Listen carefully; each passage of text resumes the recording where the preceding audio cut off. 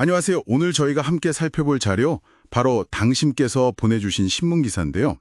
한국의 독자 AI 모델 개발 사업에 대한 내용입니다. 왜 이 시점에 한국이 자체 AI 개발 이거에 뛰어들었는지, 또 어떤 큰 그림을 그리고 있는지, 기사의 핵심 내용을 중심으로 한번 명쾌하게 파헤쳐 보겠습니다.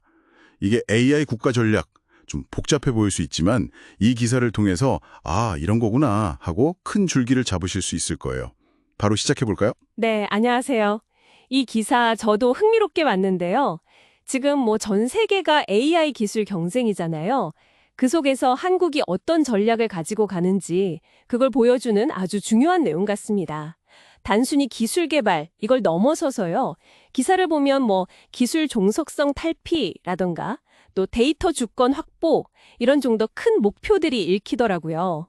방금 말씀하신 그 기술 종속성 탈피, 이게 그럼 이 사업 추진의 가장 큰 이유라고 봐야 할까요? 기사에서도 이 부분을 좀 중요하게 다루고 있나요? 아무래도 그 글로벌 빅테크 기업들, 여기에 너무 의존하는 걸 좀 벗어나려는 그런 움직임으로 보이는데. 네, 정확히 보셨습니다. 기사에서도 그 점을 아주 명확히 지적하고 있어요. 글로벌 기업들의 LLM, 그러니까 아시는 것처럼 대형 언어 모델이죠. 여기에 대한 의존도가 자꾸 심화되면 생길 수 있는 어떤 위험들, 이런 걸 언급하면서 우리 기술로 우리 데이터를 직접 다루는 거, 이 데이터 주권 확보가 정말 시급하다, 이렇게 이야기합니다. 결국에는 우리만의 경쟁력 있는 AI 모델을 확보해서 이 미래 산업의 주도권을 좀 잡아보겠다, 이런 의지의 표명인 셈이죠. 우리만의 길을 가겠다. 상당히 강력한 의지가 느껴지네요. 그러면 기사에서 구체적으로 어떤 종류의 AI 모델 개발을 좀 언급하고 있나요? 핵심 기술은 뭐라고 설명하고 있습니까? 네, 기사의 초점은 역시 그 LLM 개발에 맞춰져 있어요. GPT 같은 그런 모델들이죠. 근데 이걸 개발하려면 아시다시피 어마어마한 컴퓨팅 파워가 필요하잖아요.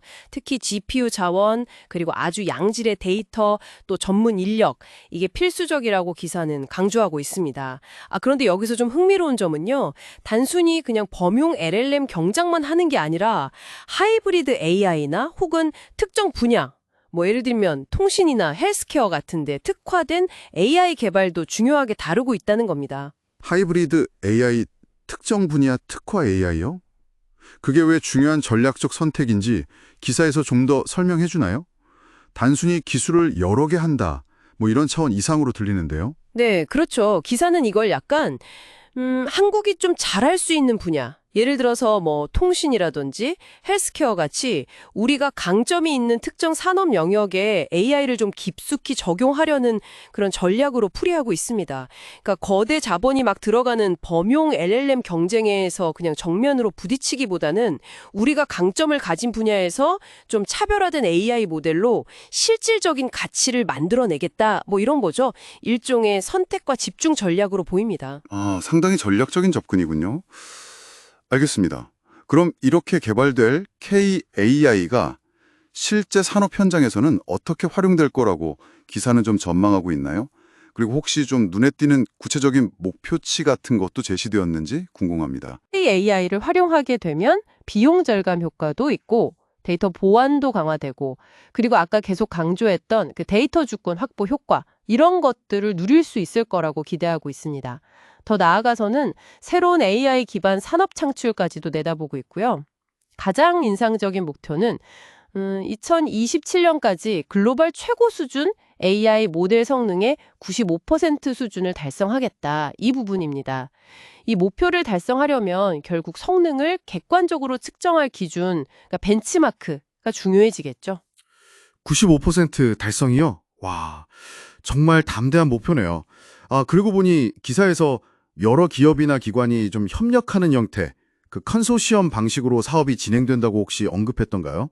이런 큰 목표를 달성하려면 혼자서는 어려울 텐데요. 맞습니다. 기사에서 그 부분도 언급하고 있어요. 정부가 주도하고 여러 기업들 그리고 연구기관들이 참여하는 컨소시엄 방식, 이걸 이야기하고 있습니다. 사실 개별 기업의 역량만으로는 이런 막대한 자원과 기술력이 필요한 AI 모델 개발이 좀 어렵잖아요. 그러니까 국가 차원에서 역량을 좀 결집하겠다, 이런 의도로 해석됩니다. 네, 이제 좀 명확하게 정리가 되는 것 같습니다. 오늘 저희는 당신께서 보내주신 기사를 통해서 한국의 독자 AI 모델 개발 사업이 왜 시작되었는지, 그 배경부터 시작해서 어떤 기술을 목표로 하고 또 미래에는 어떻게 활용될 것인지 그 핵심을 짚어봤습니다. 요약하자면 이 글로벌 AI 경쟁 속에서 한국만의 어떤 생존 전략, 활로를 찾고 미래 산업의 기반을 좀 단단히 다지기 위한 뭐랄까 국가적인 승부수다 이렇게 볼 수 있겠네요. 그렇습니다. 이 사업의 성공 여부가 단순히 그냥 기술적인 성과, 이걸 넘어서서 한국의 어떤 산업 지형이나 국가 경쟁력 전반에 아주 큰 영향을 미치게 될 겁니다. 기사가 강조하는 것처럼 기술 개발과 데이터 주권 확보라는 이 두 마리 토끼를 다 잡으려는 그런 시도인 거죠. 오늘 이렇게 이야기를 나눠보니까요. 한 가지 좀 더 생각해 볼 지점이 떠오르네요.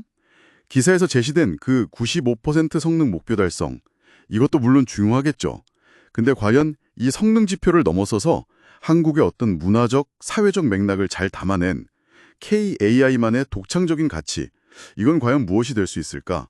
그러니까 글로벌 모델들과의 다름, 이걸 어떻게 만들어갈 것인가? 이 질문에 대한 답을 찾아가는 과정도 앞으로 지켜볼 만한 흥미로운 여정이 될 것 같습니다. 다음에 또 유익한 분석으로 찾아뵙겠습니다.